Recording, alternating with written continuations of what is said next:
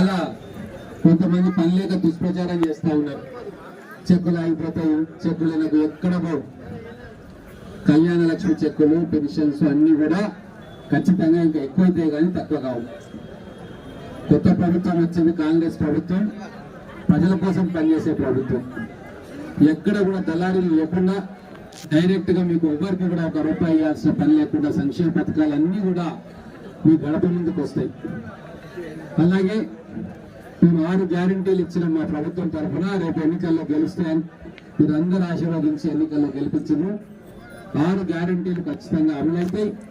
మొదటిగా ఆర్టీసీ బస్సులలో మహిళలకు ఉచితమైన ప్రయాణం ఇదైతే స్టార్ట్ చేస్తాం మేము ఆల్రెడీ. ఎంతమంది ఆర్టీసీ బస్సులు ఎక్కారు చేస్తారా?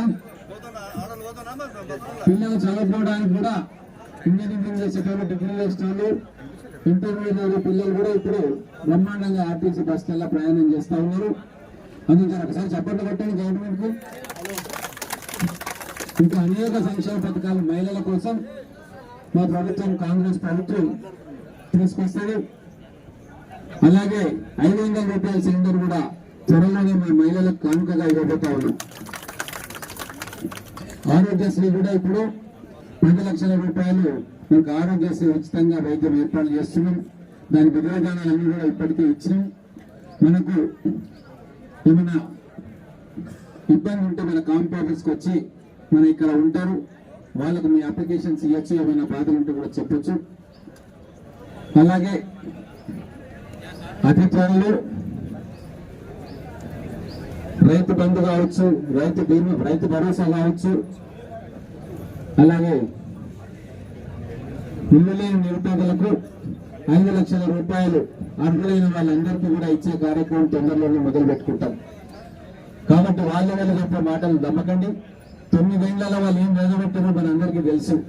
ఎంతమందికి ఇల్లు కట్టించారు, ఎంతమంది కొత్త రేషన్ కార్డులు ఇచ్చారో మనకు తెలుసు. అందుకే ఈ రోజు ప్రజాపాలన పెట్టి మీ దగ్గరికే అధికారులను వచ్చేటట్టుగా చేసినాం. మీరు అందరు అప్లికేషన్ రాసుకున్నారా? గ్రామాలలో ఇచ్చిండ్రా? అన్ని కూడా కంప్యూటర్ లో ఫీడ్ అవుతా ఉన్నాయి.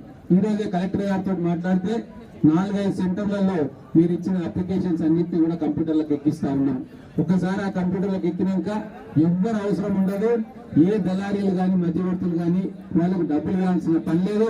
ఆటోమేటిక్ గా మీకు అర్హులైన వాళ్లకు సంక్షేమ పథకాలు ఆటోమేటిక్ గా వస్తాయి. కాబట్టి ఎవరైనా వచ్చి నేను మీకు ఇల్లు ఇప్పిస్తా, మీకు పెన్షన్ ఇప్పిస్తా అని చెప్పి ఎవరైనా డబ్బులు అడిగితే ఇమ్మీడియట్ గా మాకు ఫిర్యాదు చేయండి. ఒక్క రూపాయి కూడా ఎవరికి ఇవ్వాల్సిన పని లేదు.